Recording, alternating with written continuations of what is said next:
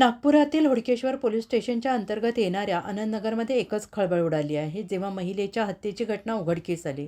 पोलिसांनी महिलेचा मृतदेह पोस्टमार्टमसाठी पाठवला आणि या हत्येचा गुन्हा नोंदवला.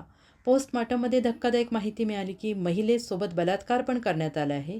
पोलिसांनी आरोपीचा शोध घेत असताना माहिती मिळाली की रोहित टेकाम हा हत्येच्या दिवशी महिलेला भेटण्यासाठी घरी आला. महिला आणि रोहित हे दोघे 1 वर्षांपासून एकमेकांना ओळखत होते. पोलिसांनी रोहित टेकामला ताब्यात घेऊन विचारपूस केली असता विकृत आरोपी रोहित टेकाम यांनी सांगितले की मी महिलेकडे शरीर सुखाची मागणी केली होती, परंतु महिलेनं नकार दिल्याने आरोपी रोहितने जबरदस्ती करताना महिला आरडाओरडा करत होती, म्हणून आरोपीने गळा आवळून महिलेची हत्या केल्यानंतर मृतदेहावर बलात्कार केला. हुडकेश्वर पोलिसांनी रोहित टेकाम विरुद्ध हत्येचा आणि बलात्काराचा गुन्हा दाखल करून तपास सुरू ठेवला आहे.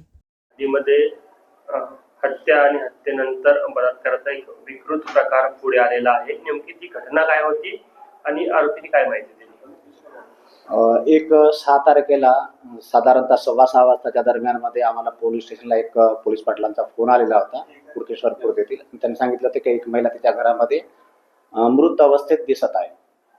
मग तात्काळ आम्ही घटनास्थळावर गेलो आणि घटनास्थळावर सर्व वरिष्ठ आले आमचे आणि पाहणी केली. त्यावेळेस त्या महिलेच्या कानामधून रक्त निघालेलं दिसत होतं. इतरत्र कुठल्याही खुणा किंवा काही हत्याराने काही वापर केलेला आहे तिचा बळगेल असं वाटत नव्हतं प्राथमिकदृष्ट्या. मग आम्ही तिचं तत्काळ आमची प्रक्रिया करून तिची बॉडी मेडिकल हॉस्पिटल येथे रवाना केलेली होती. दुसऱ्या दिवशी तिचं मेडिकल हॉस्पिटल येथे PM करण्यात आलेलं आहे आणि PM करण्यात आल्यानंतर त्याच्यामध्ये डॉक्टरांनी आम्हाला तिचं ट्रँग्युलेशन गळा आवळून केलेला आहे आणि सेक्स पण तिच्यासोबत झालेला आहे असा अहवाल दिला. त्या अहवालाच्या आधारे आम्ही स्टार्टिंगपासूनच आमची टीम आणि आम्ही काम करत होतो. हा कोणीतरी केलेला आहे. 5-7 लोकांना आणलेलं होतं, इंट्रोगेशन सुरू होते, सगळ्या गोष्टीच करत होतो. तर त्याच्यामध्ये आम्ही एक आरोपीला अटक केलेली आहे आणि त्या आरोपीने हा गुन्हा प्राथमिकदृष्ट्या आमच्याकडे गुन्हा केल्याची माहिती दिलेली आहे. आणि त्याचं म्हणणं असं होतं का मी गळा आवळलेला आहे त्याचा आणि त्याच्यानंतर ते कृत्य केलं आणि ते कृत्य केलं आणि तो तिथून पसार झालेला होता. जी माहिती म्हणजे आरोपीने दिली की मृत्यू झाल्यानंतर ते विकृत तिथून त्याने आरोपीने आपल्याला जी माहिती दिली आहे ती मृत्यू झाल्यानंतर तीच दिलेली आहे.